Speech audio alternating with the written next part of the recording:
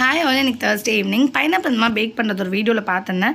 சரி, evening ஸ்நாக்ஸ்க்கு try பண்ணேன். நல்லா தான் இருந்தது. நான் அஹானுக்கு பெருசாக பிடிக்கலாம், அவன் சாப்பிடல.